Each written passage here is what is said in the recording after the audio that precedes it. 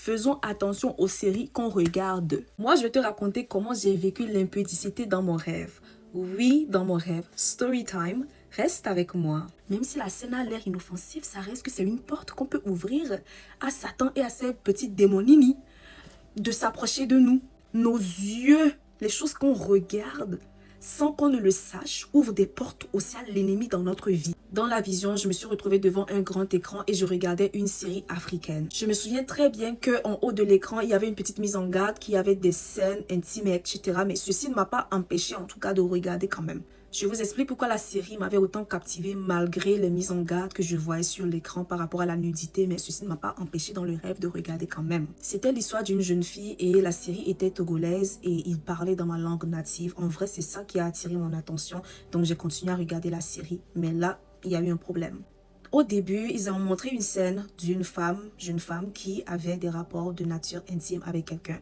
Par contre, ils étaient couverts par un drap, on ne regardait pas la nudité ni rien, mais on pouvait juste voir dans la scène qu'il y avait quelque chose d'intime qui se passait. Dans le rêve ou la vision, peu importe, je me suis quand même retrouvée à regarder la série. Je n'ai pas eu le réflexe de rouler la scène, changer de série ni rien. J'ai quand même continué à regarder parce que je me suis dit, mais on ne voit pas la nudité des personnes.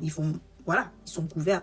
Pourquoi je vais arrêter de regarder? Encore une fois, ça c'est tout ce que je me disais dans ma tête, dans le rêve. Après, il y a eu une deuxième scène avec la même personne et une autre personne en train de faire encore des choses de cette nature. Et je me suis encore retrouvée devant l'écran à regarder. Par contre, quelque chose s'est passé dans la deuxième scène qui m'a choquée.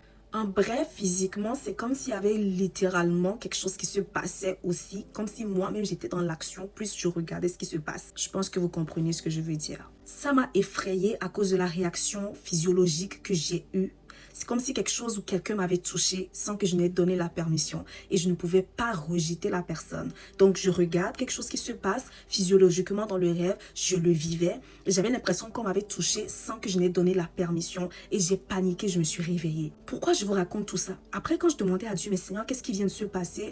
C'est là que Dieu me dit, mais Laetitia, quand tu regardes des choses intimes, même si les gens sont couverts, même si on ne voit pas la nudité, quand même, l'intention est pareille. Ça reste que c'est une scène intime. Et le fait que je regardais ça, j'étais en train de donner la permission aux forces impures de littéralement être en contact avec moi.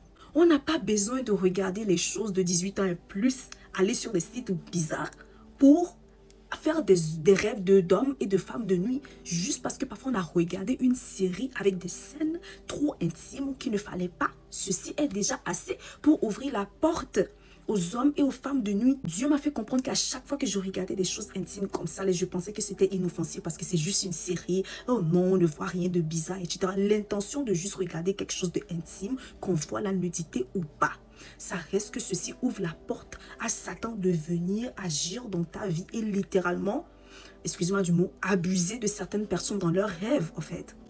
Ici, on est réel. Le but de vous raconter ces choses, c'est de vous dire que moi-même, il faut que je fasse attention aux choses que je vois.